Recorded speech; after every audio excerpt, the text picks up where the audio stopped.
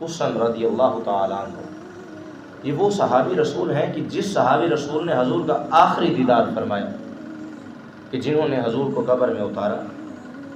تو جب حضور کی قبر کو بند کیا جا رہا تھا تو جو آخری دیدار کرنے والے صحابی ہیں وہ کون ہیں؟ حضرت حسن رضی اللہ تعالیٰ عنہ۔ وہ بیان فرماتے ہیں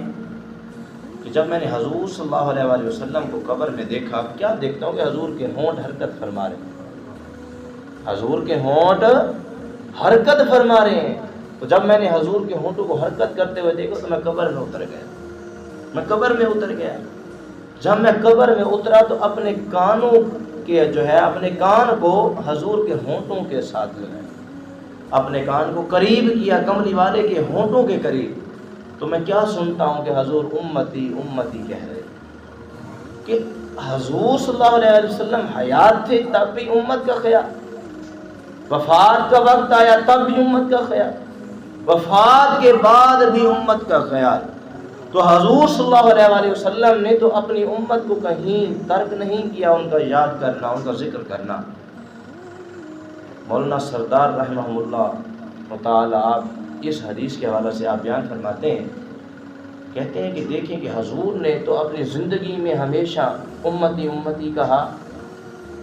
حضور نے حشر کے وقت بھی امتی امتی کہا،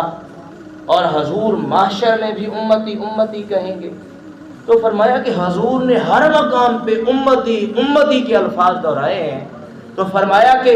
بس اتنا ہی کافی تھا، شان تو یہ تھی کہ کمری والے ایک مرتبہ ارشاد فرما دیتے کہ امتی، تو امتی کے لیے یہ تھا کہ ساری زندگی یا نبی کہتا رہتا، پھر بھی ایک مرتبہ حضور کا امتی کہنے کا حق ادا نہیں کر سکتا، کہ ساری زندگی ہم یا نبی یا نبی یا نبی کہتے رہیں، لبیک یا رسول اللہ کہتے رہیں، کہ حضور نے ہمیں امتی کہہ کر پکارا ہے۔ تو فرمایا ایک مرتبہ جو حضور نے ہمیں پکارا ہے اس کا ہم حق بھی ادا نہیں۔